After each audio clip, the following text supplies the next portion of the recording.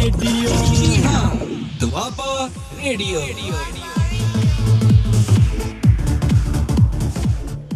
जी दोस्तों, शुरुआत करते हैं नावल भुब्बल लड़ीवार भाग 15वां फरजांद अली दी कलम। मैं तुहाडा दोस्त भुपिंदर पारज ते दुआबा रेडियो दा मंच।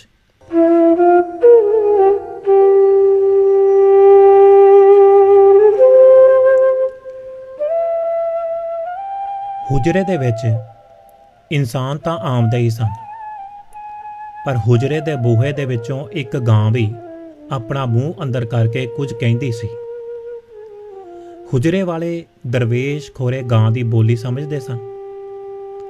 आप उठ के गां दे सिर दे उत्ते प्यार दा हत्थ रखदे ते गां भी मुहब्बत दे इजहार दे लई सिर नीवा करके सलाम करदी। गां वास्ते रखी रोटी गां दे मूँह दे विच पाउंदे तां गां अडोल पिछे हट के पिछले पैरी परतदी होई चली जांदी। हुजरे वाला खुश-खुश मुस्करांदा अपनी थां उत्ते आ बहिंदा। मैनू आखदे, शेखूपुरिया वेख्या ही भुख ते मुहब्बत दे इंसान ते हैवान दोवें ही लोड़वंद ने। ये दोवें चीज़ां भुख ते मुहब्बत कदे किसे दी पूरी नहीं हुंदी यार।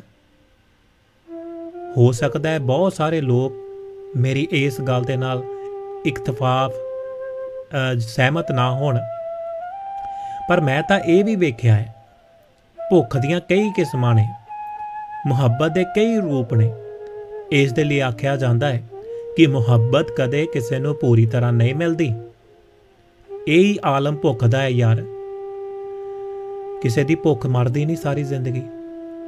बूहे दे विचों सामने दंदां दे हस्पताल दी कंध दिसदी सी ते कंध दे अंदर वाले पासे हस्पताल दे विहड़े दे विच झूलदे रुख भी सोहणे लगदे सी। हरे रुखां ते चहकदियां चिड़ियां नूं बहुत गौर दे नाल वेख्या करदे सानू ते एक दिन ये नज़ारा वेखदे पए ने। बड़ी देर वेखदे रहे। खुशी दे नाल बोले, वेख शेखूपुरिया, साडे नालों ये जनौर ही चंगे ने, किन्ने खुश ने। कोई फिकर फाका ही नहीं इन्हां नूं। एक दूजे दे खिलाफ नफरत नहीं है इन्हां च। कुछ भी मल मारन दा शौक नहीं। वाह ओए, क्या जिंदगी है। दुख तो पाक जीवन है इन्हां दा। मेरे मन दे विच पता नहीं की आ गया। उस वेले खोरे मैं भुल गया सा कि उस्ताद दे सामने बैठा वां, फैक्ट्री दे विच नहीं बैठा।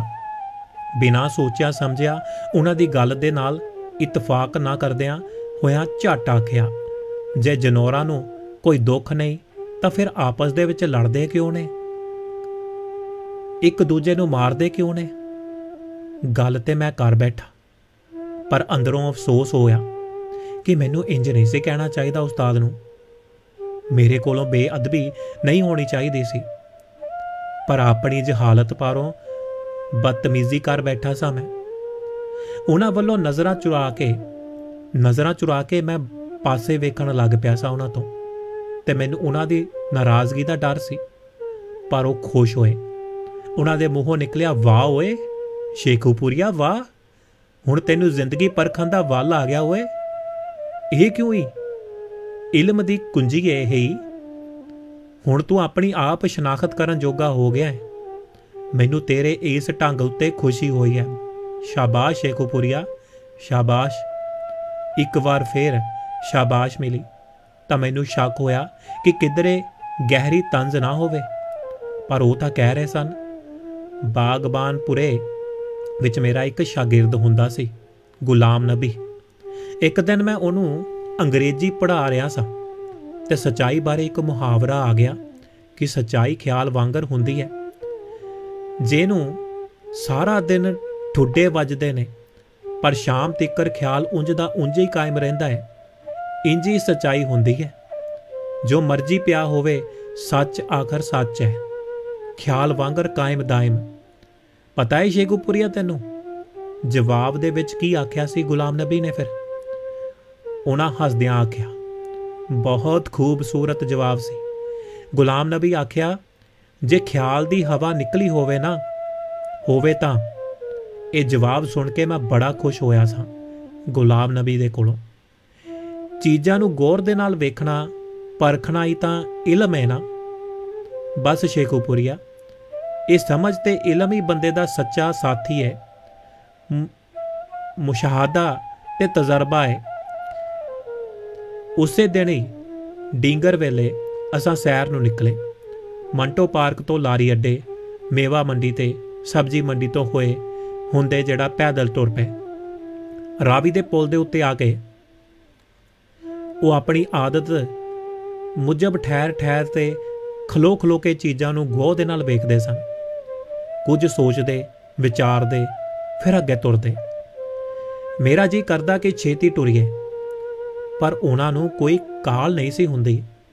खलो के गल्लां करन लग पैंदे सन, अपने बारे, मेरे बारे, लोकां ते समाज बारे, अपने ते मेरे बीते समय बारे। कदी मांटो पार्क बह जांदे, कदे रावी कंढे बह जांदे, कदी रावी दे पुल दे उत्ते। गल्लां दे विचों गल निकलदी होई उन्हां दी अपनी शादी तिक्कर अपड़ गई सी। विआह दे बारे मैं लोकां कोलों सुनिया होया सी कि इन्हां शादी जिहड़ी सी विआह नहीं कीता सी, ते ओह भी एक हिंदू कुड़ी नाल। इन्हां ने जिहड़ा सी विआह भी कीता सी, पर ओह एक हिंदू कुड़ी सी।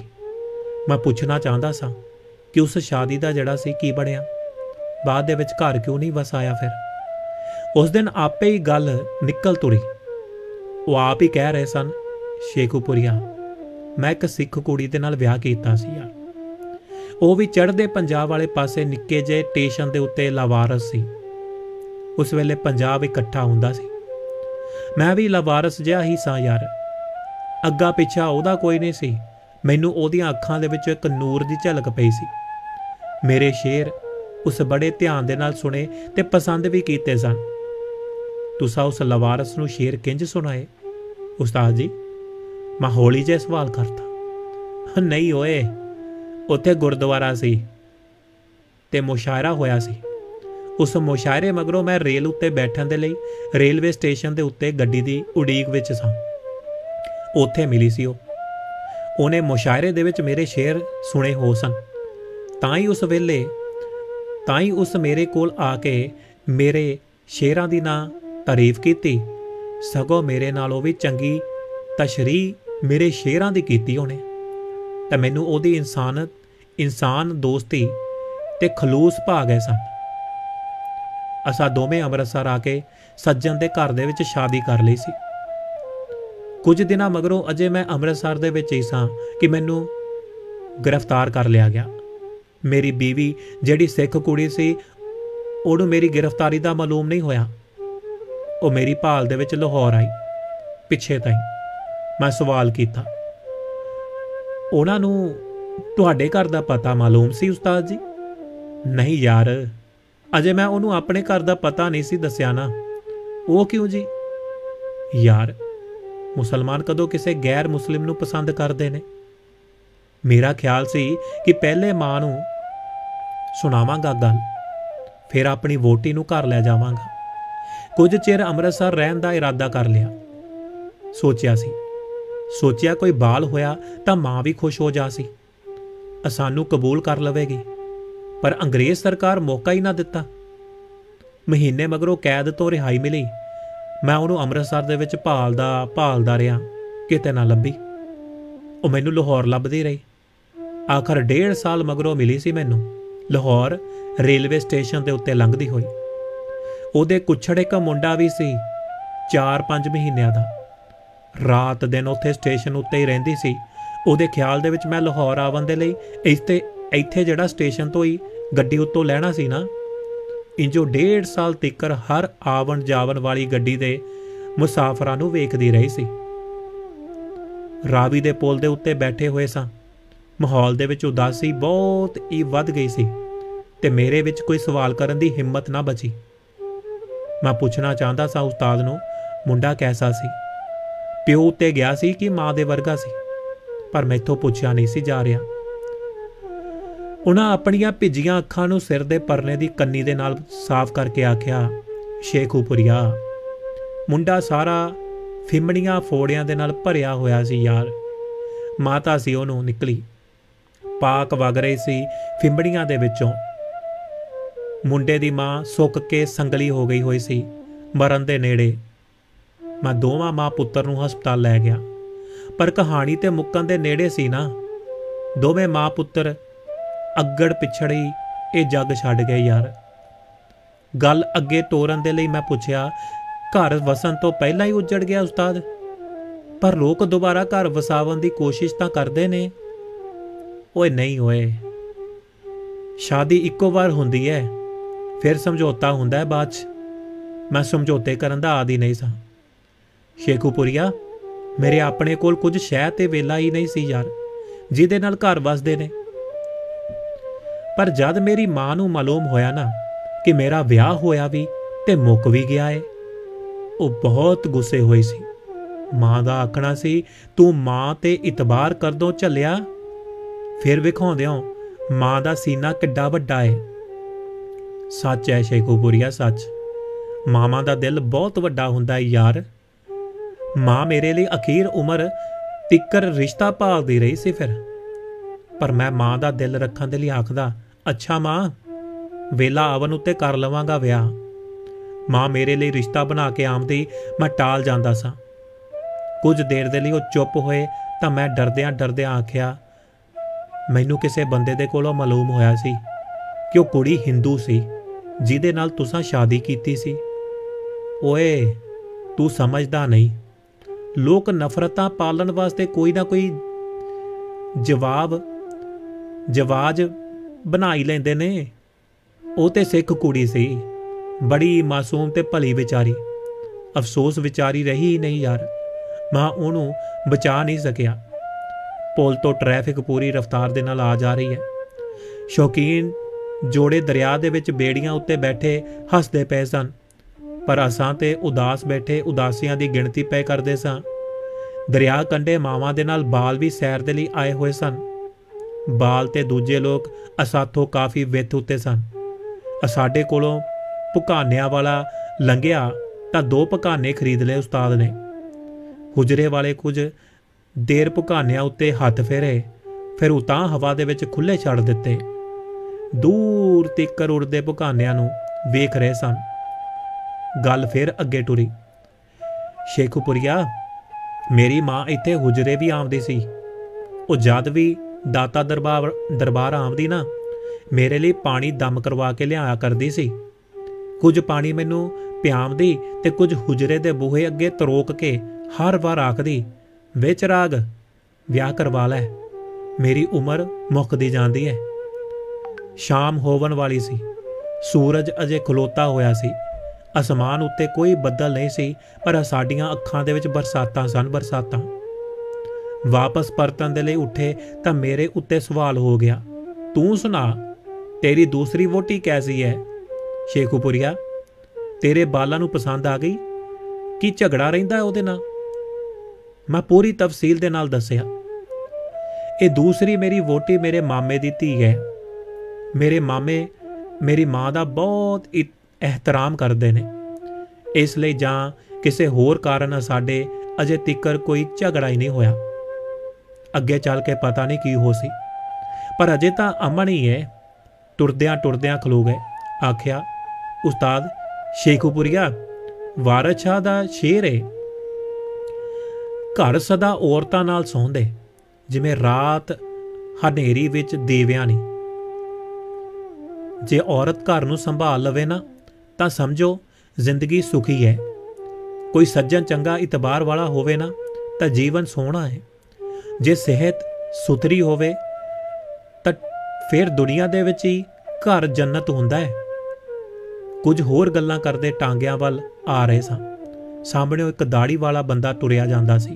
आखिया, शेखूपुरिया, किसे कतरावे दाड़ी वाले बंदे उत्ते कदे इतबार ना करी तू। ये बड़े खतरनाक ते गलीज लोग होंदे ने। टांगे नेड़े जाके आखिया उस्ताद। अच्छा शेखूपुरिया, अगले जुम्मे फिर। टांगे उत्ते बिठा के मैं आप बस की उड़ीक दे विच खलो गया। मेरी मां नूं फालज हो गया सी, जबान चली गई सी ओदी, ते नाल ही एक पासा भी फालज दे हमले दे विच आ गया, जानी कि अधरंग हो गया, ब्रेन हैमरेज। पहले तो असां घर दे विच उड़ पुड़ करदे रहे। जद बीमारी दे विच कोई फर्क ना पिया तां लाहौर म्यूनसिपल हस्पताल लै आए सां। असी 8 भरा ते 9वीं भैन सारे दे सारे हस्पताल मां दे नाल आए। मां नूं कोई होश नहीं सी। डॉक्टरां हस्पताल दे विच दाखला दे दिता, पर नाल ही आख्या कोमा आए, दुआ करो बस। कुछ भरा घरां नूं परत आए, कुछ उत्थे शाम तिकर रहे। मैं कुछ रातां उत्थे गुजारियां। लगदा सी जिवें सारी दुनिया हस्पताल दे विच आ गई है। मां दी बीमारी दे विच कोई घाटा नहीं सी हो रहा। डॉक्टर भी आसला बैठे सन उहदे तों। एक नर्स दे कहण दे उत्ते कि सिर्फ आक्सीजन दे नाल ही जिंदा है। मेरा अंदर वाला जिहड़ा सी बंदा ना हौसला छड्ड गया। वार्ड दे बाहर बरामदे दे विच खलोता होया सा मैं। लोकां नूं आमदियां जामदियां वेख रिहा सां।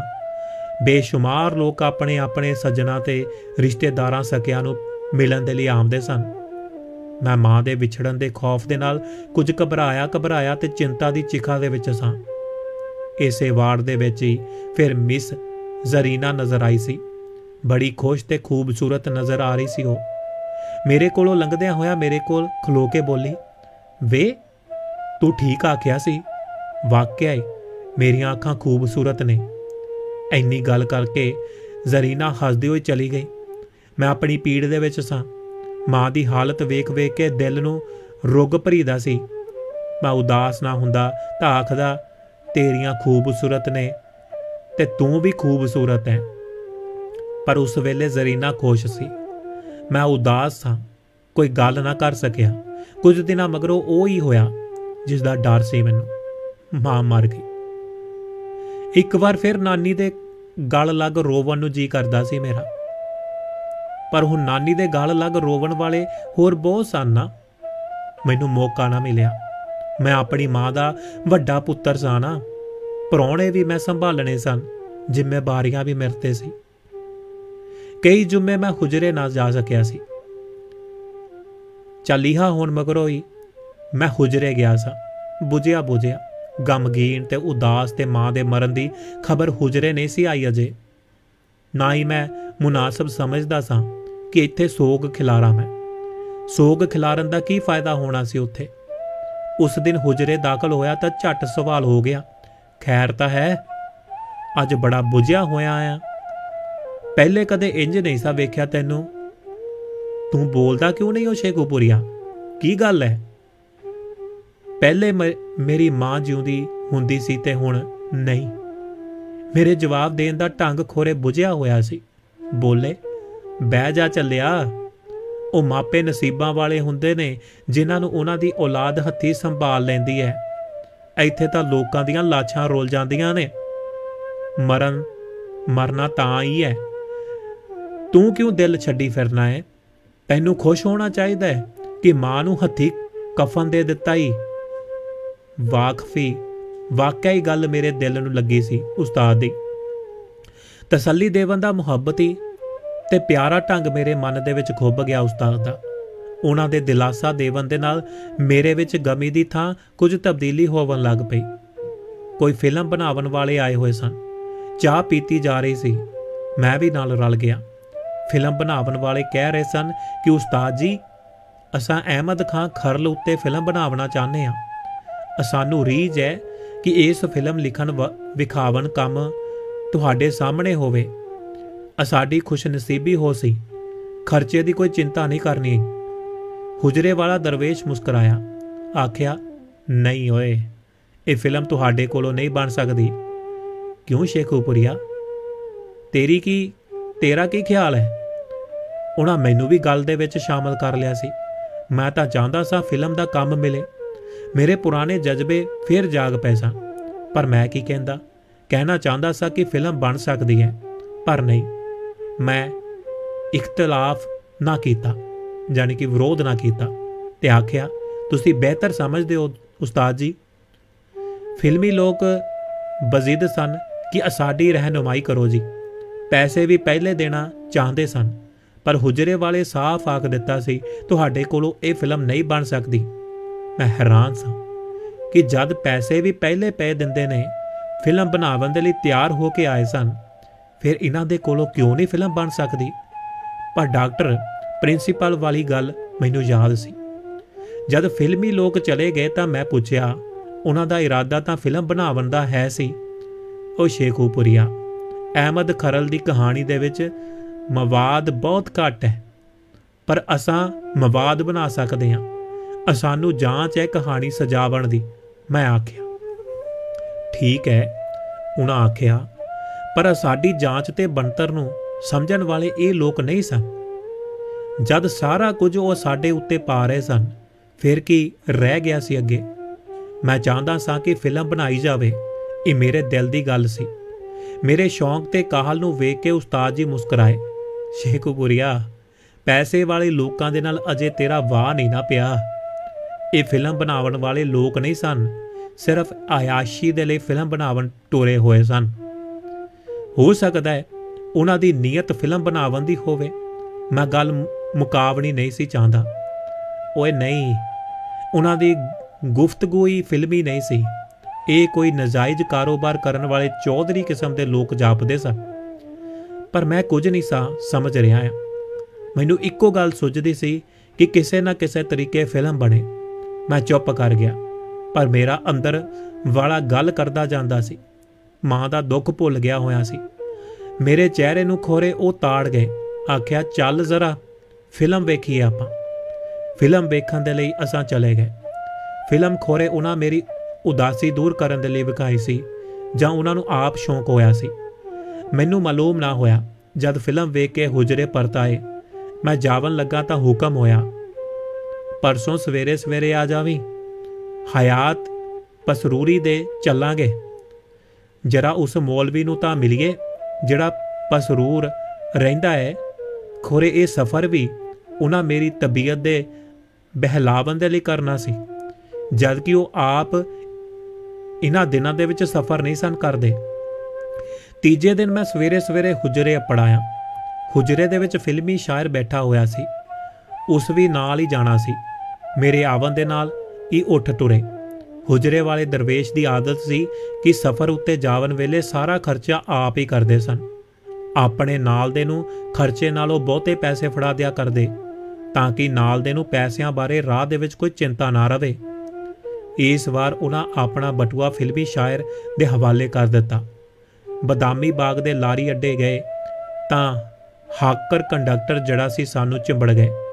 ਸਿਆਲਕੋਟ ਅਸਾਂ ਜਾਣਾ ਸੀ।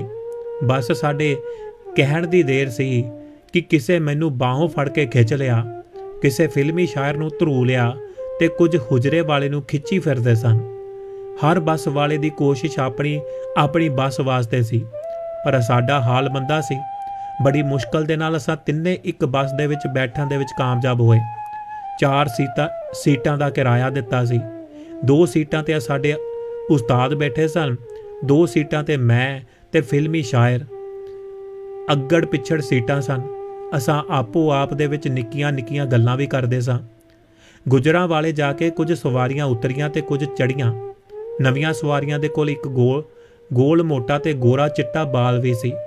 4-5 ਸਾਲ ਦਾ ਮੁੰਡਾ ਬਹੁਤ ਪਿਆਰਾ ਲੱਗ ਰਿਹਾ। ਉਸਤਾਦ ਜੀ ਮੁੜ ਉਸ ਬਾਲ ਨੂੰ ਨਜ਼ਰਾਂ ਭਰ ਕੇ ਵੇਖਦੇ ਸਨ।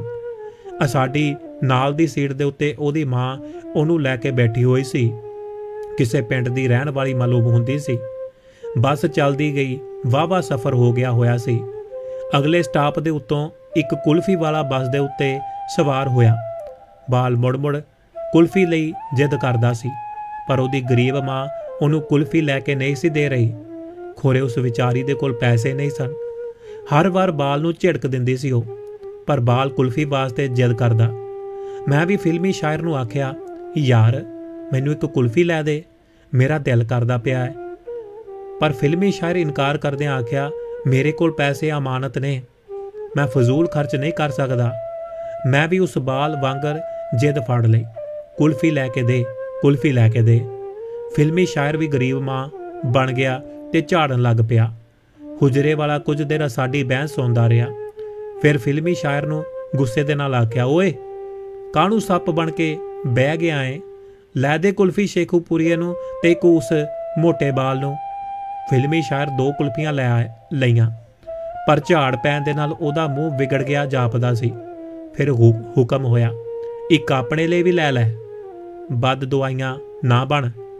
फिल्मी शायर कुल्फी लैन तो इनकार करदिआं आख्या, मैं नहीं खांदा कुल्फी जी। ਉਹਦੇ ਇਨਕਾਰ ਕਾਰਨ ਫਿਰ ਝਾੜ ਪਈ। ਉਹ ਲੁਧਿਆਣੇ ਦਿਆ ਤੇਰੇ ਵਿੱਚੋਂ ਚੌਧਰ ਕਿਉਂ ਨਹੀਂ ਜਾਂਦੀ ਹੋਏ? ਇੱਕ ਕੁਲਫੀ ਮੈਂ ਬਾਲ ਨੂੰ ਫੜਾ ਦਿੱਤੀ ਸੀ, ਆਪਣੇ ਵਾਲੀ ਮੈਂ ਅਜੇ ਨਹੀਂ ਸੀ ਖਾਧੀ। ਫਿਲਮੀ ਸ਼ਾਇਰ ਸੜੀ ਹੋਈ ਆਵਾਜ਼ ਦੇ ਵਿੱਚ ਆਖਿਆ, ਕਿਹੜੀ ਏ ਜੀ? ਮੇਰੇ ਵਿੱਚ ਚੌਧਰ? ਐਵੇਂ ਝਾੜਦੇ ਰਹਿੰਦੇ ਹੋ, ਕੋਈ ਮਿਸਾਲ ਤਾਂ ਦਿਓ। ਇਹ ਘੱਟ ਮਿਸਾਲ ਹੈ ਚੌਧਰੀ ਕਿ ਉਸਤਾਦ ਦੀ ਗੱਲ ਉੱਤੇ ਵਿਸ ਪਿਆ ਘੋਲਦਾ ਹੈ। ਚੱਲ ਲੈ ਆਪਣੇ ਲਈ ਕੁਲਫੀ ਹੁਣ। ਫਿਲਮੀ ਸ਼ਾਇਰ ਚੁੱਪ ਕਰਕੇ ਕੁਲਫੀ ਲੈ ਲਈ, ਪਰ ਖਾਂਦਾ ਨਹੀਂ ਸੀ ਪਿਆ। ਉਹਨੂੰ ਅਜੇ ਵੀ ਝਾੜ ਦਾ ਗੁੱਸਾ ਸੀ। ਕੁਲਫੀ ਹੱਥ ਦੇ ਵਿੱਚ ਫੜ ਕੇ ਬੈਠਾ ਰਿਹਾ ਤੇ ਇੰਨੀ ਦੇਰ ਦੇ ਵਿੱਚ ਮੈਂ ਤੇ ਮੋਟਾ ਬਾਲ ਦੋਵੇਂ ਆਪਣੀ ਆਪਣੀ ਕੁਲਫੀ ਖਾ ਕੇ ਤੀਲੇ ਪੈ ਚੱਟਦੇ ਸਾਂ। ਫਿਲਮੀ ਸ਼ਾਇਰ ਦੇ ਹੱਥ ਦੇ ਵਿੱਚ ਫੜੀ ਕੁਲਫੀ ਨੂੰ ਵੇਖ ਕੇ ਮੋਟਾ ਬਾਲ ਕੁਲਫੀ ਵੱਲ ਵੇਖ ਉਲਰਦਾ ਸੀ ਕਿ ਇਹ ਵੀ ਮਿਲ ਜਾਵੇ ਮੈਨੂੰ। ਉਹਦੀ ਮਾਂ ਫੇਰ ਝਾੜਨ ਲੱਗ ਪਈ। ਮੈਂ ਫਿਲਮੀ ਸ਼ਾਇਰ ਦੇ ਹੱਥੋਂ ਕੁਲਫੀ ਫੜ ਕੇ ਉਸ ਮੋਟੇ ਬਾਲ ਦੇ ਹਵਾਲੇ ਕੀਤੀ ਤਾਂ ਹੁਜਰੇ ਵਾਲੇ ਦੇ ਮੂੰਹ ਉੱਤੇ ਬਹੁਤ ਹੀ ਖੁਸ਼ੀ ਦੀ ਲਹਿਰ ਸੀ। 2 ਕੁਲਫੀਆਂ ਖਾ ਕੇ ਮੋਟਾ ਬਾਲ ਵੀ ਖੁਸ਼ ਤੇ ਰਾਜ਼ੀ ਸੀ, ਪਰ ਫਿਲਮੀ ਸ਼ਾਇਰ ਸੜਿਆ ਬੁਝਿਆ ਹੀ ਰਿਹਾ। ਸਿਆਲਕੋਟ ਤਿੱਕਰ ਉਸ ਕੋਈ ਗੱਲ ਨਾ ਕੀਤੀ। ਸਿਆਲਕੋਟ ਉਤਰ ਕੇ ਅੱਗੇ ਅਸਾਂ ਪਸਰੂਰ ਜਾਵਨ ਵਾਲੀ ਬੱਸ ਉੱਤੇ ਬੈਠਣਾ ਸੀ। ਸਿਆਲਕੋਟ ਸ਼ਹਿਰ ਦੇ ਜਿਸ ਬੰਦੇ ਦੇ ਕੋਲੋਂ ਪਸਰੂਰ ਜਾਵਨ ਵਾਲੀ ਬੱਸ ਦਾ ਪਤਾ ਮਾਲੂਮ ਕਰੀਏ ਤਾਂ ਉਹੀ ਸਾਨੂੰ ਗਲਤ ਪਾਸੇ ਟੋਰ ਦੇਵੇ। ਬੜੇ ਅਜੀਬ ਲੋਕ ਸਨ ਸਿਆਲਕੋਟ ਦੇ। ਕੋਈ ਬੰਦਾ ਵੀ ਸਿੱਧੀ ਗੱਲ ਨਹੀਂ ਸੀ ਕਰਦਾ। ਅਸਾਂ ਫਿਰ ਤੁਰ ਕੇ ਅੱਕ ਗਏ ਤਾਂ ਹੁਣ ਦੀ ਵਾਰ ਮੈਨੂੰ ਝਾੜ ਪਈ। ਓਏ ਕਿਹਾ ਬੰਦਾ ਹੈ ਤੂੰ ਸ਼ੇਖੂਪੁਰੀਆ? ਤੈਨੂੰ ਉਕਾਈ ਸਫ਼ਰ ਬਾਰੇ ਜਾਣਕਾਰੀ ਨਹੀਂ ਹੈ? ਕਿੱਥੇ ਵਸਣਾ ਹੈ? ਕਦੇ ਸਫ਼ਰ ਵੀ ਕੀਤਾ ਹੈ ਕਿ ਨਹੀਂ ਕੀਤਾ? ਕੀਤਾ ਹੈ ਜੀ ਉਸਤਾਦ ਜੀ, ਬਹੁਤ ਸਫ਼ਰ ਕੀਤਾ ਹੈ। ਸਾਰੀ ਹਯਾਤੀ ਪੈਦਲ ਹੀ ਸਫ਼ਰ ਕੀਤਾ ਹੈ। ਇਸ ਬਾਰੇ ਮਾਲੂਮ ਹੈ ਕਿ ਕਿਵੇਂ ਰਾਹ ਦੇ ਵਿੱਚ ਬਹਿ ਕੇ ਸਾਹ ਲੈਣਾ ਹੈ। ਰਾਹ ਦੇ ਵਿੱਚ ਰਾਤ ਪੈ ਜਾਵੇ ਤਾਂ ਲੱਕੋ ਤਹਿਮਦ ਲਾ ਕੇ ਉੱਤੇ ਲੈ ਲਿਆ ਤੇ ਸੜਕ ਕਿਨਾਰੇ ਭੋਏ ਉੱਤੇ ਲੇਟ ਕੇ ਰਾਤ ਕੱਟਣ ਦੇ ਲਈ ਤੇ ਫਜਰੇ ਫੇਰ ਤਿਆਰੀ। ਮੇਰੀ ਇਸ ਗੱਲ ਦੇ ਉੱਤੇ ਬਹੁਤ ਹੱਸੇ ਹੋ। ਫਿਲਮੀ ਸ਼ਾਇਰ ਵੀ ਹੱਸ ਪਿਆ। ਇੱਕ ਪਾਸੇ ਨੂੰ ਗਏ ਤਾਂ ਉੱਥੋਂ ਸਾਨੂੰ ਪਸਰੂਰ ਜਾਣ ਵਾਲੀ ਬੱਸ ਮਿਲ ਗਈ। ਲਾਹੌਰ ਵਾਲੀ ਬੱਸ ਦੇ ਵਿੱਚ ਬਹਿ ਕੇ ਲੱਤਾਂ ਪੀੜ ਕਰਦੀਆਂ ਪਈਆਂ ਸਨ। ਹੁਣ ਜਦ ਪਸਰੂਰ ਵਾਲੀ ਬੱਸ ਦੀ ਭਾਲ ਵਿੱਚ ਫਿਰ ਕੇ ਲੱਤਾਂ ਹੋਰ ਪੀੜ ਕਰਦੀਆਂ ਸਨ ਤਾਂ ਹੁਣ ਜਦ ਪਸਰੂਰ ਵਾਲੀ ਬੱਸ ਵਿੱਚ ਬੈਠੇ ਤਾਂ ਲੱਤਾਂ ਨੂੰ ਆਰਾਮ ਕਾਰਨ ਸਵਾਦ ਆ ਰਿਹਾ ਸੀ। ਪਸਰੂਰ ਅੱਪੜ ਕੇ ਉਸਤਾਦ ਜੀ ਆਖਿਆ, ਇੱਥੇ ਮੇਰਾ ਤੁਆਰਫ ਨਾ ਕਰਾਇਆ ਜਾਵੇ। ਉਸਤਾਦ ਜੀ ਅੱਗੇ ਅਸੀਂ ਦੋਵੇਂ ਪਿੱਛੇ ਸਾਂ। ਸ਼ਾਗਿਰਦ ਤੇ ਅਸੀਂ ਹੈ ਹੀ ਸਾਂ, ਇਹਤਰਾਮ ਵੀ ਕਰਦੇ ਰਹਿੰਦੇ ਸਾਂ। ਉਸਤਾਦ ਜੀ ਦਾ ਭਾਰਾ ਜੁੱਸਾ ਟੋਰ ਦੇ ਵਿੱਚ ਮਟਕੋਰ ਤੇ ਰੰਗ ਗੋਰਾ ਚਿੱਟਾ, ਚਿਹਰੇ ਉੱਤੇ ਸੱਚਾਈ ਦਾ ਨੂਰ, ਉੱਤੋਂ ਪੰਜਾਬੀ ਪਹਿਰਾਵਾ। ਉਸਤਾਦ ਜੀ ਸੱਚਮੁੱਚ ਕੋਈ ਪਹੁੰਚੇ ਹੋਏ ਪੀਰ ਬਜ਼ੁਰਗ ਹੀ ਲੱਗਦੇ ਸਨ। ਬਾਜ਼ਾਰ ਦੇ ਵਿੱਚ ਲੋਕੀ ਆ ਕੇ ਪੁੱਛਦੇ, ਇਹ ਕੌਣ ਨੇ? ਅਸੀਂ ਗੋਲੜੇ ਸ਼ਰੀਫ ਦੇ ਪੀਰ ਦੱਸਦੇ ਰਹਿੰਦੇ। ਲੋਕੀ ਇਹਤਰਾਮ ਦੇ ਨਾਲ ਪਿੱਛੇ ਹਟਦੇ ਜਾਂਦੇ ਸਨ। ਹਯਾਤ ਪਸਰੂਰੀ ਦੀ ਉੱਥੇ ਸੁੱਚੇ ਭਾਂਡਿਆਂ ਦੀ ਦੁਕਾਨ ਸੀ। ਸਾਨੂੰ ਵੇਖ ਕੇ ਉਛਲ ਕੇ ਉੱਠ ਬੈਠਾ। ਉਸ ਦੁਕਾਨ ਬੰਦ ਕਰ ਦਿੱਤੀ ਤੇ ਸਾਨੂੰ ਆਪਣੇ ਸੁਨਿਆਰੇ ਸ਼ਾਗਿਰਦ ਦੀ ਦੁਕਾਨ ਦੇ ਵਿੱਚ ਲੈ ਗਿਆ। ਸੁਨਿਆਰੇ ਦੀ ਦੁਕਾਨ 2 ਮੰਜ਼ਲਾ ਮਕਾਨ ਦੇ ਵਿੱਚ ਉਤਲੀ ਮੰਜ਼ਲ ਦੇ ਉੱਤੇ ਸੀ। ਪੌੜੀਆਂ ਬੜੀਆਂ ਤੰਗ ਤੇ ਸਿੱਧੀਆਂ। ਉਸਤਾਦ ਜੀ ਭਾਰੇ ਜੁੱਸੇ ਦੇ ਨਾਲ ਚੜ੍ਹਨ ਦੇ ਵਿੱਚ ਔਖਿਆਈ ਮਹਿਸੂਸ ਕਰ ਰਹੇ ਸਨ। ਮੈਂ ਉਸਤਾਦ ਜੀ ਨੂੰ ਅੱਗੋਂ ਬਾਹੋਂ ਫੜਿਆ ਤੇ ਵਾਰਸ ਪਿੱਛੋਂ ਧੱਕਾ ਲਾ ਕੇ ਉੱਤੇ ਅਪੜਾਇਆ। ਉੱਥੇ ਹਯਾਤ ਪਸਰੂਰੀ ਦੇ ਸ਼ਾਗਿਰਦ 3 ਬੋਤਲਾਂ ਮੰਗਵਾ ਕੇ ਸਾਨੂੰ ਪਿਆਈਆਂ। ਬੋਤਲਾਂ ਪੀ ਕੇ ਉਸਤਾਦ ਜੀ ਆਖਿਆ, ਚਲੋ ਚੱਲੀਏ। ਬੋਤਲਾਂ ਦਾ ਮਤਲਬ ਹੈ ਕਿ ਕੋਲਡ ਡਰਿੰਕ ਮੰਗਾਇਆ। ਪਾਕਿਸਤਾਨ 'ਚ ਕਹਿੰਦੇ ਨੇ ਬੋਤਲਾਂ, ਠੰਡੇ ਨੂੰ ਕਹਿੰਦੇ ਨੇ ਬੋਤਲਾਂ। ਠੰਡਾ ਮੰਗਾਇਆ ਹੈ। ਅਜੇ ਤਾਂ 5 ਮਿੰਟ ਹੀ ਨਹੀਂ ਹੋਏ। ਮੈਂ ਵਾਰਸ ਦੇ ਮੂੰਹ ਵੱਲ ਤੇ ਵਾਰਸ ਮੇਰੇ ਮੂੰਹ ਵੱਲ ਵੇਖਣ ਲੱਗ ਪਿਆ, ਪਰ ਉਸਤਾਦ ਜੀ ਤਾਂ ਟੁਰ ਪਏ ਸਨ। ਸਾਨੂੰ ਵੀ ਟੁਰਨਾ ਪਿਆ। ਹਯਾਤ ਪਸਰੂਰੀ ਰੋਕਦਾ ਹੀ ਰਹਿ ਗਿਆ, ਪਰ ਉਸਤਾਦ ਜੀ ਬਸ ਉੱਤੇ ਸਵਾਰ ਹੋ ਕੇ ਸਿਆਲਕੋਟ ਆ ਪੜੇ। ਇੱਥੇ ਅਸਾਂ ਰੋਟੀ ਖਾਧੀ, ਫਿਰ ਲਾਹੌਰ ਨੂੰ ਟੁਰ ਪਏ। ਰਾਹ ਦੇ ਵਿੱਚ ਉਸਤਾਦ ਜੀ ਆਖਿਆ, ਸ਼ੇਖੂਪੁਰੀਆ, ਜਿਹੜਾ ਬੰਦਾ ਆਪਣੇ ਉਸਤਾਦ ਨੂੰ ਆਪਣੇ ਥੜੇ ਜਾਂ ਆਪਣੇ ਘਰ ਬਿਠਾ ਕੇ ਪਾਣੀ ਨਹੀਂ ਪਿਆ ਸਕਦਾ, ਉਹ ਕਿੰਨਾ ਕੁ ਖਤਰਨਾਕ ਹੋਵੇਗਾ। ਖੋਰੇ ਤੈਨੂੰ ਅੰਦਾਜ਼ਾ ਨਾ ਹੋਵੇ। ਅੱਗੋਂ ਹਯਾਤ ਦੇ ਦਾੜੀ ਵਾਲੇ ਸੁਨਿਆਰੇ ਸ਼ਾਗਿਰਦ ਦਾ ਰਵੱਈਆ ਵੇਖਿਆ ਹੀ ਉਸ ਵੀ ਸਾਨੂੰ ਪਾਣੀ ਪਿਆਇਆ ਹੀ,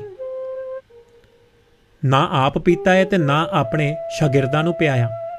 ਇੰਨੇ ਖਤਰਨਾਕ ਲੋਕਾਂ ਕੋਲੋਂ ਨਾ ਸਾਵਣਾ ਹੀ ਚੰਗਾ ਸੀ। ਇਨਸਾਨੀ ਰਵੱਈਏ ਉੱਤੇ ਕਿੰਨੀ ਗੂੜੀ ਨਜ਼ਰ ਸੀ ਉਸਤਾਦ ਦੀ। ਮੈਂ ਤਾਂ ਕਦੀ ਗੌਰ ਹੀ ਨਹੀਂ ਸੀ ਕੀਤਾ। ਮੇਰੇ ਖਿਆਲ ਦੇ ਵਿੱਚ ਜਿਹੜਾ ਹੱਸ ਕੇ ਬੋਲੇ ਉਹ ਹੀ ਸੱਜਣ ਹੈ।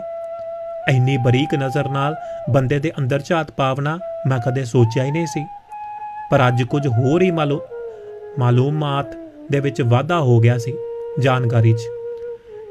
ਇੰਜ ਦਾ ਹੀ ਇੱਕ ਹੋਰ ਵਾਕਿਆ ਮੈਨੂੰ ਯਾਦ ਆ ਗਿਆ। ਇੱਕ ਵਾਰ ਅਲਾਉ ਉਲ ਦੀਨ ਉਦਾਸ ਹੁਜਰੇ ਦੇ ਵਿੱਚ ਆਇਆ। ਅੱਗੇ ਮਹਿਫਲ ਸਜੀ ਹੋਈ ਸੀ। ਦੁਪਹਿਰ ਦਾ ਵੇਲਾ। ਅੱਜ ਹੁਜਰੇ ਕਰੇਲੇ ਗੋਸ਼ਤ ਪੱਕੇ ਸਨ। ਸਾਰੇ ਸੱਜਣ ਬੇਲੀ ਖਾ ਰਹੇ ਨੇ, ਹੱਸ ਰਹੇ ਨੇ, ਚਹਿਕ ਰਹੇ ਤੇ ਕਰੇਲੇ ਗੋਸ਼ਤ ਦੇ ਪੱਕੇ ਸਾਲਨ ਦੀ ਤਾਰੀਫ ਕਰ ਰਹੇ ਸਨ। ਅਲਾਉ ਉਲ ਦੀਨ ਨੂੰ ਉਦਾਸ ਵੇਖ ਕੇ ਦਰਵੇਸ਼ ਵੀ ਉਦਾਸ ਹੋ ਗਏ। ਅਲਾਉ ਉਲ ਦੀਨ ਦੇ ਨਾਲ ਬਹੁਤ ਪਿਆਰ ਸੀ। ਉਹਨਾਂ ਦਾ ਪੁੱਤਰ ਬਣਾਇਆ ਹੋਇਆ ਸੀ। ਆਪਣੇ ਕੋਲ ਬਿਠਾ ਕੇ ਪਿਆਰ ਕੀਤਾ। ਉਦਾਸੀ ਦਾ ਕਾਰਨ ਪੁੱਛਿਆ, ਪਰ ਅਲਾਉ ਉਲ ਦੀਨ ਸਾਰੇ ਲੋਕਾਂ ਸਾਹਮਣੇ ਕੁਝ ਨਹੀਂ ਸੀ ਦੱਸਣਾ ਚਾਹੁੰਦਾ। ਇਹ ਗੱਲ ਦੂਜੇ ਲੋਕਾਂ ਵੀ ਤਾੜ ਲਈ। ਰੋਟੀ ਤੋਂ ਛੇਤੀ ਵਿਹਲੇ ਹੋ ਕੇ ਇੱਕ ਘਰ ਹੁਜਰਿਓਂ ਬਾਹਰ ਚਲੇ ਗਏ। ਮੈਂ ਜਾਵਨ ਲੱਗਿਆ ਤਾਂ ਮੈਨੂੰ ਬੈਠੇ ਰਹਿਣ ਦਾ ਹੁਕਮ ਹੋ ਗਿਆ। ਸਾਰਿਆਂ ਦੇ ਜਾਵਨ ਮਗਰੋਂ ਅਲਾਉ ਉਲ ਦੀਨ ਆਪਣੀ ਪਰੇਸ਼ਾਨੀ ਦੱਸਦਿਆਂ ਹੋਇਆਂ ਆਖਿਆ, 10,000 ਰੁਪਏ ਦੀ ਲੋੜ ਪੈ ਗਈ ਹੈ। ਹੋਰ ਕੋਈ ਦਰ ਨਜ਼ਰ ਨਹੀਂ ਆਇਆ। ਇੱਥੇ ਆ ਗਿਆ ਵਾਂ। ਇਹ ਗੱਲ ਸੁਣ ਕੇ ਦਰਵੇਸ਼ ਬਹੁਤ ਗੁੱਸੇ ਹੋਏ। ਝਾੜਾਂ ਵੀ ਪਾਈਆਂ ਤੇ ਗਾਲਾਂ ਵੀ ਦਿੱਤੀਆਂ। ਪਿਆਰ ਦੇ ਨਾਲ ਆਖਿਆ, ਇਹ ਗੱਲ ਤੈਨੂੰ ਮੈਂ ਪਹਿਲੇ ਵੀ ਆਖਿਆ ਕਰਦਾ ਸਾਂ ਕਿ ਆਪਣੇ ਤਾਲੁਕਾਤ ਠੀਕ ਬੰਦਿਆਂ ਦੇ ਨਾਲ ਬਣਾ ਕੇ ਰੱਖ, ਪਰ ਤੂੰ ਕਿਸੇ ਦੀ ਸੁਣਦਾ ਹੀ ਨਹੀਂ। ਅੱਜ ਨਤੀਜਾ ਸਾਹਮਣੇ ਆ ਗਿਆ ਨਾ। ਓਏ ਨੂੰ ਫਿਲਮ ਇੰਡਸਟਰੀ ਦਾ ਬਾਦਸ਼ਾਹ ਰਿਹਾ ਏ। ਆ ਗਿਆ ਏ ਮੇਰੇ ਫਕੀਰ ਦੇ ਕੋਲੋਂ ਮੰਗਣ। ਇੱਥੇ ਤਾਂ ਕਦੀ ਪੱਕਦੀ ਹੈ, ਕਦੀ ਫਾਕਾ ਹੁੰਦਾ ਹੈ। ਕਿੱਧਰ ਗਏ ਤੇਰੇ ਤਾਲੁਕਾਤ? ਤੈਨੂੰ ਪੂਰੀ ਇੰਡਸਟਰੀ ਦੇ ਵਿੱਚੋਂ ਕੋਈ 10,000 ਰੁਪਏ ਉਧਾਰ ਦੇਣ ਦੇ ਲਈ ਤਿਆਰ ਨਹੀਂ ਹੋਏ, ਜਿੱਥੇ ਤੂੰ ਪੂਰੀ ਜ਼ਿੰਦਗੀ ਗੁਜ਼ਾਰੀ ਹੈ। ਕੀ ਜੀਵਨ ਹੈ ਤੁਹਾਡਾ? ਕੋਈ ਵੀ ਤੁਹਾਡੇ ਉੱਤੇ ਇਤਬਾਰ ਨਹੀਂ ਕਰਦਾ। ਦਰਵੇਸ਼ ਬੋਲੀ ਜਾ ਰਹੇ ਸਨ, ਝਾੜਾਂ ਪਾ ਰਹੇ ਨੇ। ਅਲਾਉ ਉਲ ਦੀਨ ਸਿਰ ਨੀਵਾਂ ਕਰੀ ਬੈਠਾ। ਬੂਹਾ ਖੁੱਲਾ ਪਿਆ ਸੀ। ਬੂਹੇ ਅੱਗੇ ਕੁਝ ਔਰਤਾਂ ਲੱਗੀਆਂ ਹੀਰਾ ਮੰਡੀ ਦੀਆਂ ਬਾਈਆਂ ਸਨ। ਮੈਨੂੰ ਹੁਕਮ ਹੋਇਆ, ਭੱਜ ਕੇ ਸ਼ੇਖੂਪੁਰੀਆ ਉਸ ਬਾਈ ਨੂੰ ਆਖ, ਜ਼ਰਾ ਗੱਲ ਸੁਣਾ ਜਾਵੇ।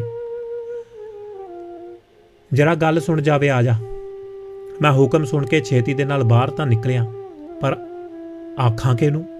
ਬਹੁਤਾ ਦਿਲ ਕਰੜਾ ਕਰਕੇ ਮੈਂ ਉਹਨਾਂ ਦੇ ਮਗਰ ਨੱਸ ਕੇ ਕੋਲ ਜਾ ਕੇ ਆਖਿਆ, ਬਾਈ ਜੀ, ਤੁਹਾਨੂੰ ਉਸਤਾਦ ਜੀ ਬੁਲਾਉਂਦੇ ਨੇ।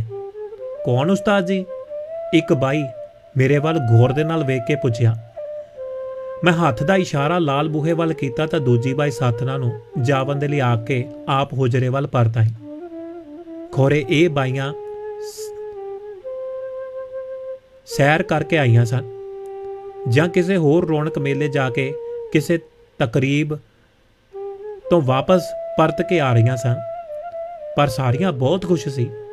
ਉਸ ਬਾਈ ਬੂਹੇ ਦੇ ਵਿੱਚੋਂ ਹੀ ਸਲਾਮ ਕਰਕੇ ਪੁੱਛਿਆ, ਜੀ ਉਸਤਾਦ ਜੀ, ਕੀ ਹੁਕਮ ਹੈ? ਬਾਈ ਜੀ, ਤੁਹਾਡੇ ਕੋਲੋਂ ਕੁਝ ਪੈਸੇ ਹੋਵਣਗੇ। ਕਿੰਨੇ ਉਸਤਾਦ ਜੀ? 10,000 ਦੀ ਲੋੜ ਆਣ ਪਈ ਹੈ। ਮੈਂ ਘੱਲ ਦਿੰਨੀ ਆ। ਹੋਰ ਕੋਈ ਹੁਕਮ? ਨਹੀਂ ਜੀ ਨਹੀਂ, ਬੜੀ ਮਿਹਰਬਾਨੀ ਹੈ, ਹੁਣੇ ਹੀ ਚਾਹੀਦੇ ਨੇ ਜੀ। ਮੈਂ ਛੇਤੀ ਘੱਲ ਦਿੰਨੀ ਆ। ਇੰਨੀ ਗੱਲ ਕਹਿ ਕੇ ਬਾਈ ਵਾਪਸ ਪਰਤ ਗਈ। ਮੈਂ ਹੈਰਾਨ ਸਾਂ ਕਿ ਇੰਨੀ ਛੇਤੀ ਤੇ ਇੰਨੇ ਇਤਬਾਰ ਦੇ ਨਾਲ ਗੱਲ ਹੋਈ ਹੈ, ਜਿਹੜੀ ਮੇਰੇ ਸਮਝ ਤੋਂ ਹੀ ਬਾਹਰ ਸੀ। ਫਿਰ ਗੁਰੂ ਅਲਾਉ ਉਲ ਦੀਨ ਨੂੰ ਆਖਿਆ, ਇਹ ਹੁੰਦਾ ਏ ਇਤਬਾਰ। ਵੇਖ, ਉਸ ਬਾਈ ਨੂੰ ਪਤਾ ਹੈ ਮੈਂ ਫਾਕੇ ਰਹਿਣਾ ਵਾਂ, ਫੇਰ ਵੀ ਇਤਬਾਰ ਕਰਦੀ ਹੈ ਮੇਰੇ ਤੇ। 10,000 ਕੋਈ ਮਾਮੂਲੀ ਗੱਲ ਨਹੀਂ ਹੈ ਇਸ ਸਮੇਂ 'ਚ। ਅਲਾਉ ਉਲ ਦੀਨ ਹੌਲੀ ਹੌਲੀ ਆਖਿਆ, ਮੈਂ ਤਾਂ ਲੋਕਾਂ ਉੱਤੇ ਇਤਬਾਰ ਕਰਨਾ ਵਾ ਜੀ। ਲੋਕ ਹੀ ਨਹੀਂ ਸਮਝਦੇ।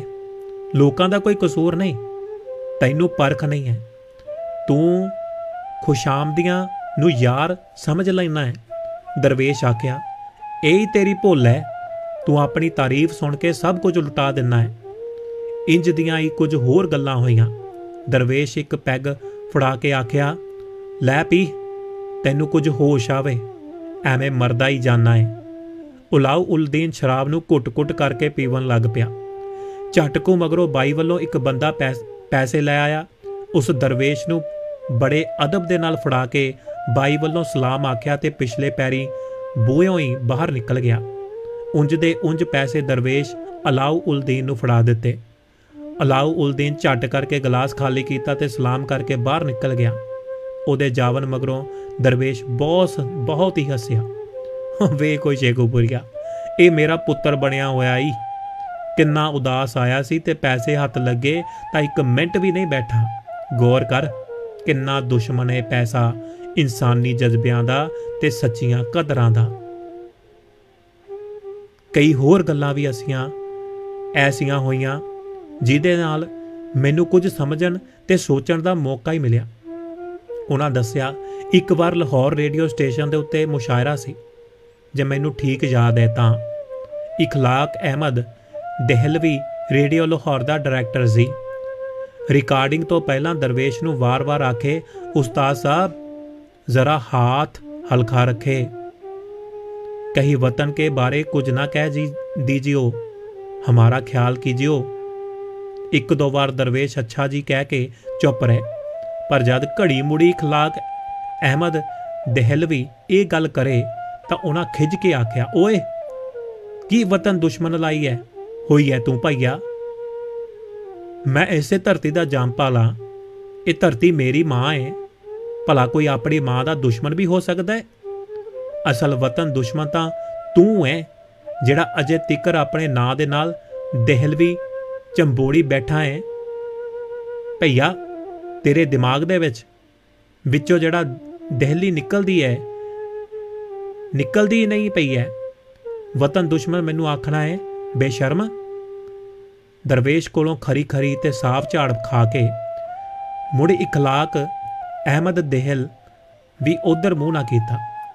वाह किन्नी सोहनी ते सच्ची तशरीह सी वतन दुश्मनी दी, ते किन्ना बेनियाज सी मेरा उस्ताद। इस जवाब दे विचों मुशायरा पढ़न तो रोकिया। मुशायरा पढ़न तो रोकिया भी जा सकदा सी, पर दरवेश कुछ परवाह ना कीती। एक दिन हुजरे दे विच एक अमीरां दा पुत्तर आया। गुलबर्ग रहिंदा सी ओह, बहुत सोहना ते मलूक जिहा मुंडा सी। उस लंबी सारी कार बाहर खिलारी ते अंदर आके गुजारिश कीती, उस्ताद जी साडे कुछ मिलन वाले इंग्लैंड तो आए ने, तुहानू सुनना चाहते ने। ये लो 2000 रुपए ते नाल चलो। उस पैसे दरवेश दे हत्थ दे विच दे दिते। दरवेश पैसे फड़ के बोझे दे विच रख ले ते आख्या, तुसां जाओ ते मैं आ जाना वा। अमीर मुंडा जिद करे कि नाल ही लैके जाना है, बाहर कार खलोती है, तुसा तैयार हो जाओ। दरवेश आख्या, तुसा जाओ मैं आ जासा। पर अमीर मुंडा जिद करके बैठा रहा। किताबां दे नाल हुजरा भरिया होया सी, महक खिलरी होई सी। किताबां दी महक अमीर मुंडे नूं बुरी लग रही सी। बोलिया, उस्ताद जी आ किताबां दे विचों तुहानूं बो नहीं आउंदी? उस्ताद जी कुछ ना बोले। अमीर मुंडा कुर्सी ते आराम दे नाल नहीं सी बैठ रहा। उहनूं खोरे खटमल वड़दे सन मच्छर। अपने पिंडे दे उत्ते हत्थ फेरदे होए आख्या, उस्ताद जी तुहानूं खटमल नहीं वड़दे? बड़ा गंदा माहौल है इत्थे, छेती करो निकलिए इत्थों। अमीर मुंडे दीयां गल्लां सुन के दरवेश बोझे विचों 2000 रुपए वापस परता के आख्या, जे किसे नूं तेरे पैसे ते तेरी कार दी लोड़ ना होवे, ना ही तेरे नाल कोई लगाऊ होवे, फिर तेरा की मुल है? निकल जा इत्थों, मैं तां इत्थे ही रहना। अमीर मुंडा पची हुंदा निकल गया, पर मैं उस्ताद जी दी बेपरवाही उत्ते हैरान सा। आखिरी दिनां दे विच टीवी उत्ते इंटरव्यू होया। नईम बुखारी पुछया कि उस्ताद जी तुसां शायर ना हुंदे तां की हुंदे? दरवेश आख्या, ना मैं शायर क्यों ना हुंदा, मैं जद भी हुंदा शायर ही हुंदा। बड़े इतमाद दे नाल आख्या, सुनो ਕੁਦਰਤ ਦੇ ਕਾਰਖਾਨੇ ਦੇ ਵਿੱਚ ਇੱਕ ਵੇਲੇ ਇੱਕ ਚੀਜ਼ ਹੀ ਬਣਦੀ ਹੈ, ਮੁੜ ਕੇ ਉਹ ਚੀਜ਼ ਨਹੀਂ ਬਣ ਸਕਦੀ। ਨਈਮ ਬੁਖਾਰੀ ਦਾ ਅਗਲਾ ਸਵਾਲ ਸੀ, ਸੁਣਿਆ ਏ ਲਾਹੌਰੀਏ ਖਾਂਦੇ ਬਹੁਤ ਨੇ, ਇਹਦੀ ਕੀ ਵਜ੍ਹਾ ਹੈ? ਦਰਵੇਸ਼ ਆਖਿਆ ਨਾ ਕੋਈ ਨਹੀਂ ਦਰਵੇਸ਼ ਆਖਿਆ ਨਾ ਕੋਈ ਨਹੀਂ ਖਾਂਦੇ। ਦਰਵੇਸ਼ ਉਸ ਵੇਲੇ ਬੁਖਾਰ ਦੇ ਵਿੱਚ ਸਨ ਤੇ ਤਬੀਅਤ ਦੇ ਉੱਤੇ ਜ਼ਬਰ ਕਰਕੇ ਜਵਾਬ ਦੇ ਰਹੇ ਸਨ। ਨਈਮ ਬੁਖਾਰੀ ਸਵਾਲ ਕੀਤਾ ਕਿ ਉਸਤਾਦ ਜੀ, ਦੁਕਾਨਾਂ ਉੱਤੇ ਖਾਣ ਪੀਣ ਦਾ ਵਾਧੂ ਸਮਾਨ ਭਰਿਆ ਹੁੰਦਾ ਹੈ, ਤੁਸਾਂ ਕਿਹਦਿਓ ਖਾਂਦੇ ਹੋ? ਕੋਈ ਨਹੀਂ। ਕੀ ਮਤਲਬ ਹੋਇਆ? ਜੇ ਖਾਂਦੇ ਹੋਵਨ ਤਾਂ ਦੁਕਾਨਾਂ ਭਰੀਆਂ ਹੀ ਰਹਿਣ। ਦਰਵੇਸ਼ ਹੱਸਦਿਆਂ ਹੋਇਆ ਆਖਿਆ, ਸਾਰਾ ਸ਼ਹਿਰ ਆਲੂ ਛੋਲੇ ਖਾ ਕੇ ਗੁਜ਼ਾਰਾ ਕਰਦਾ ਹੈ, ਬਹੁਤ ਤੰਗ ਨੇ ਲੋਕ, ਤੇ ਤੂੰ? ਇਹੋ ਜਿਹੀਆਂ ਬਹੁਤ ਗੱਲਾਂ ਤੇ ਸਵਾਲ ਜਵਾਬ ਹੋਏ, ਜਿਨ੍ਹਾਂ ਦੇ ਰਾਹੀਂ ਮੈਨੂੰ ਮਾਲੂਮ ਹੋਇਆ ਕਿ ਲਾਹੌਰ ਦੇ ਅੰਦਰੋਂ ਹੋਰ ਤੇ ਬਾਹਰੋਂ ਹੋਰ ਜਾਪਦਾ ਹੈ। ਦਰਵੇਸ਼ ਦੀ ਬੇਨਿਆਜ਼ੀ ਤੇ ਸਬਰ ਵੀ ਮੈਨੂੰ ਬਹੁਤ ਮੁਤਾਸਰ ਕੀਤਾ।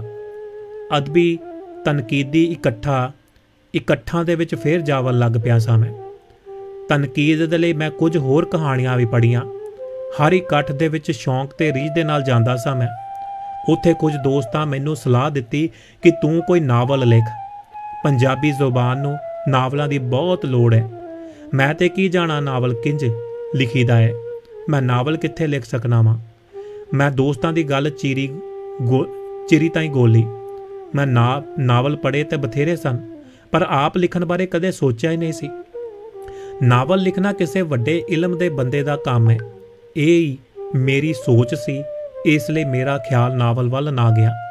ਇੱਕ ਦਿਨ ਹੁਜਰੇ ਦੇ ਵਿੱਚ ਦੁਨੀਆ ਦੇ ਅਜ਼ੀਮ ਨਾਵਲਾਂ ਬਾਰੇ ਗੱਲਾਂ ਹੋ ਰਹੀਆਂ ਸਨ। ਇੱਕ ਪ੍ਰੋਫੈਸਰ ਆਇਆ ਹੋਇਆ ਸੀ।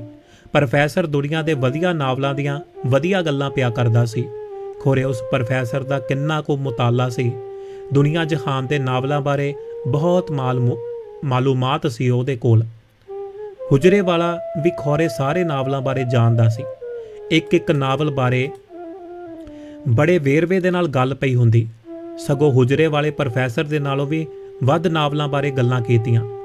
ਉਹਨਾਂ ਦੋਵਾਂ ਦੀ ਗੱਲਬਾਤ ਦਾ ਸਿੱਟਾ ਇਹ ਨਿਕਲਿਆ ਕਿ ਉਰਦੂ ਜ਼ੁਬਾਨ ਦੇ ਵਿੱਚ ਕਿਸੇ ਅਜ਼ੀਮ ਨਾਵਲ ਦੀ ਤਖਲੀਕ ਨਹੀਂ ਹੋਈ ਹੈ। ਹਾਂ, ਉਮਰਾਓ ਜਾਨ ਅਦਾ ਨੂੰ ਅਸਾਂ ਬਹੁਤ ਬਿਹਤਰ ਨਾਵਲ ਕਹਿ ਸਕਨੇ ਹਾਂ, ਹੋਰ ਕੁਝ ਨਹੀਂ।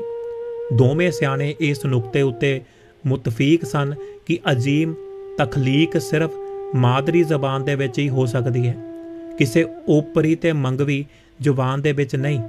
ਮੇਰੇ ਲਈ ਇਹ ਗੱਲਬਾਤ ਬਹੁਤ ਖੁਸ਼ੀ ਤੇ ਹੌਸਲੇ ਵਾਲੀ ਸੀ। ਨਾਵਲਾਂ ਬਾਰੇ ਗੱਲਾਂ ਸੁਣ ਕੇ ਮੈਨੂੰ ਮੇਰਾ ਅੰਦਰਲਾ ਕਹਿ ਰਿਹਾ ਸੀ ਕਿ ਤੂੰ ਨਾਵਲ ਨਹੀਂ ਲਿਖ ਸਕਦਾ। ਜਦ ਪ੍ਰੋਫੈਸਰ ਚਲਿਆ ਗਿਆ ਤਾਂ ਮੈਂ ਨਾਵਲ ਬਾਰੇ ਗੱਲ ਕਰਦਿਆਂ ਆਖਿਆ, ਕੁਝ ਦੋਸਤਾਂ ਮੈਨੂੰ ਨਾਵਲ ਲਿਖਣ ਦੀ ਸਲਾਹ ਦਿੱਤੀ ਹੈ, ਪਰ ਮੈਨੂੰ ਤਾਂ ਲਿਖਣ ਦਾ ਜਾਂਚ ਹੀ ਕੋਈ ਨਹੀਂ ਹੈ। ਇਸ ਲਈ ਮੈਂ ਉਹਨਾਂ ਦੀ ਗੱਲ ਉੱਤੇ ਕੋਈ ਧਿਆਨ ਨਹੀਂ ਦਿੱਤਾ। ਜੇ ਤੇਰਾ ਦਿਲ ਕਰਦਾ ਤਾਂ ਲਿਖ, ਜਾਂਚ ਵੀ ਆ ਸੀ। ਤੈਨੂੰ ਨਾਵਲ ਮੈਂ ਪੜ੍ਹਾਏ ਤਾਂ ਬਥੇਰੇ ਨੇ, ਉਸਤਾਦ ਆਖਿਆ। ਹਾਂ ਜੀ, ਮੈਂ ਨਾਵਲ ਕਾਫੀ ਪੜ੍ਹ ਲਏ ਨੇ, ਪਰ ਪੜ੍ਹਨਾ ਹੋਰ ਚੀਜ਼ ਹੈ ਤੇ ਲਿਖਣਾ ਹੋਰ ਚੀਜ਼ ਹੈ ਉਸਤਾਦ। ਇਸੇ ਲਈ ਮੈਂ ਨਾਵਲ ਲਿਖਣ ਨੂੰ ਹੱਥ ਨਹੀਂ ਸੀ ਪਾ ਰਿਹਾ। ਮੈਨੂੰ ਇਹ ਕੰਮ ਬਹੁਤ ਭਾਰਾ ਜਾਪਦਾ ਹੈ।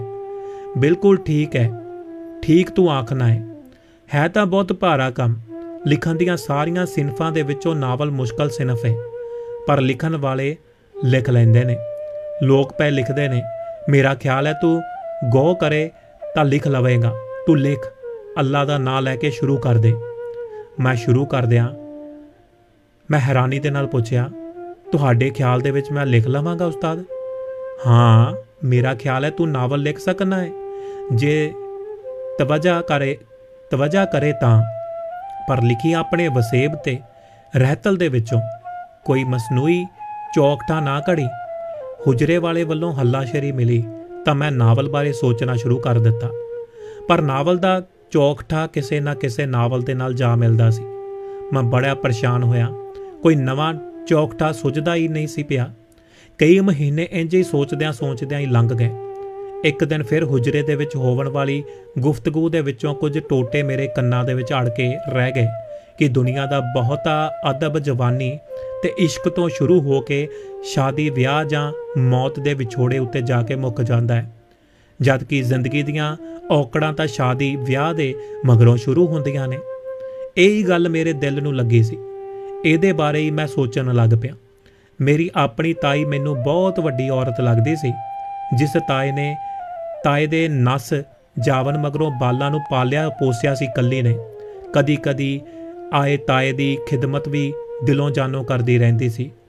नावल दा सी नां रखिया ताई। ताई नां रख के मैं लिखना शुरू कर दिता। कई सफ़े लिख पाड़े ते सुट्टे, पर कोई गल नहीं सी पई बनदी। कोई चज दा मोढे ही नहीं सी बज रिहा। अपनी नाकामी कारण फिर कई दिन तिक्कर बुझिया बुझिया रहन लग पिया। टुरदा फिरदा उड़दा बहिंदा जागदा सुत्ता नावल बारे ही सोचदा रहिंदा सां, पर हत्थ कुछ नहीं सी लग रिहा। उन्हां दिनां दे विच वारिस शाह दे खिलाफ किसे कुड़ी ने मजमून लिख के साबित करन दी कोशिश कीती सी कि वारिस शाह साडे समाज दी झोली दे विच खोटा सिक्का है।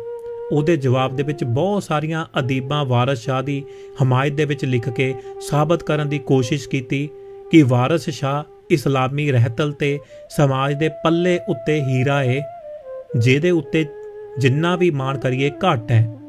ਕਾਫੀ ਦਿਨਾਂ ਤੋਂ ਬਹਿਸ ਚੱਲ ਰਹੀ ਸੀ। ਲਿਖਣ ਵਾਲੇ ਦਾ ਸਾਰਾ ਜ਼ੋਰ ਇਸ ਗੱਲ ਉੱਤੇ ਸੀ ਕਿ ਵਾਰਿਸ ਸ਼ਾਹ ਮੁਸਲਮਾਨ ਰਾਂਝੇ ਨੂੰ ਹਿੰਦੂ ਬਾਲ ਨਾਥ ਦੇ ਕੋਲ ਜੋਗ ਵਾਸਤੇ ਘੱਲ ਕੇ ਆਪਣੀ ਇਸਲਾਮ ਦੁਸ਼ਮਣੀ ਦਾ ਸਬੂਤ ਦਿੰਦਾ ਹੈ। वारिस शाह की जबान भी गैर इस्लामी है ते लिखत दा ढंग भी गैर शरई है।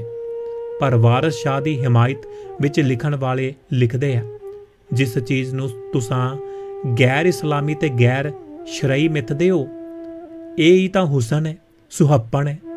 उस्ताद जी वल्लों मैनूं हुक्म होया, तू भी कुछ लिख शेखोपुरिया। वारिस शाह दे उत्ते इल्जामां दा जवाब देवन वाले जज्बाती हो के लिख रहे ने। असली बहस तां होनी ही होर चाहीदी सी। इस्लामी ते गैर इस्लामी वालियां तुहमतां नूं जरा वेरवे वल लिखना चाहिदा है। पर मैं तां कदे मजमून नहीं लिखिया, ना ही मैनूं कोई समझ है। ये लिखना पैना ही है, पता लगे कि तैनूं वारिस शाह ते अपनी रहतल दे नाल किन्नी को मुहब्बत है। अगे नावल दी समझ नहीं सी आ रही ते हुण मजमून गल पै गया। बकौल वारिस शाह, असां जट हाँ नाड़ियां करन वाले, असां जट हाँ नाड़ियां करन वाले, असाथों कच कड़े कदों परोवणे नहीं। नावल तां मैं कुछ पढ़े हुए सन, पर मजमून मैं कदी भी कोई दिलों शौक दे नाल नहीं सी पढ़िया ते ना ही कदे कोई किसे मजमून नूं समझण दी कोशिश कीती सी। हुजरे दे विचों हुक्म जारी होया कि तू लिख, ਐਵੇਂ ਹੀ ਡੱਗੀ ਢਾ ਬੈਠਾ ਹੈ। ਮੈਂ ਵਾਹਣ ਵਾਲਾ ਬੰਦਾ ਕਹੀ ਦੇ ਨਾਲ ਭੋਏ ਫੇਨ ਵਾਲਾ ਕਿੱਥੇ ਆ ਫਸਿਆ ਸਾਂ।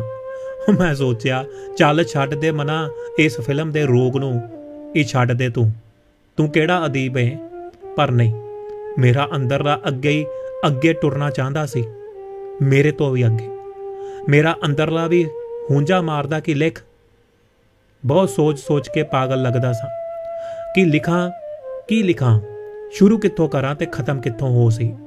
वड्डा सवाल तां ये सी कि वारिस शाह दे उत्ते लगियां तोहमतां दे विरुद्ध लिखां की। वारिस शाह पंजाबी दा मान है, पंजाबी ज़ुबान दा वारिस है, शान है। ये सारा कुछ सज्जन बेली लिख रहे ने ते मैं की लिखां। बस यही सवाल किन्ने दिन मैनूं परेशान करदा रहा। आखिर सोच के एक तुक्का लाया कि वारिस शाह मुसलमान रांझे नूं जोग वास्ते बालक नाथ दे जड़ा है टिल्ले उत्ते घल के इस्लाम दी हमायत कीती है। हिंदू जोगियां फलसफे दी निंदिया करवाई है ते मुसलमान फकीर दे कोलों। हिंदू जोगियां फलसफे दे विच औरत कोलों दूर रहना एक इबादत है, जदों कि इस्लामी फलसफे दे विच औरत दे नेड़े रहना इबादत है। वारिस शाह रांझे दे मूहों हिंदू जोगियां फलसफे दी खूब निंदिया करवाई है। आखिर औरत दे कोलों दूर रहन वाले जोगी दे कोलों ही हीर वास्ते दुआ करवाई ते जोग भी लई। इंज जड़ा सी वारिस शाह दा रवैया तां सलाउण जोग है। सानू इन्हां लीहां उत्ते ही अगे गल टोरनी चाहिदी है। इहो जे मतन वाला मजमून मैं झाकदियां होयां हुजरे आ सुनाया। हुजरे वाला बहुत खुश होया ते शाबाश दे के आख्या, शेखूपुरिया हुण तू कुछ सोचण योगा हो गया है। ये मजमून साफ करके लिख लिया तां अखबार दे विच घल देंगे। मेरा हौसला वध गया। मैं मजमून नूं होर साफ करके लिख लियांदा, पर उस वेले तिकर अखबार वालियां वारिस शाह दे उत्ते चलदी बहस नूं मुका छड्डिया सी। अपनी मेहनत दे जाया होवन दा मैनूं बहुत दुख होया, पर हुजरे वाले दा हुक्म होया कि मजमून नूं तनकीदी इकट्ठ दे विच पढ़ दे। अगली बार वो मजमून मैं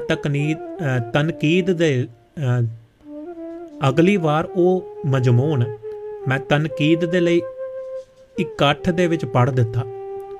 मजमून नापसंद किया गया।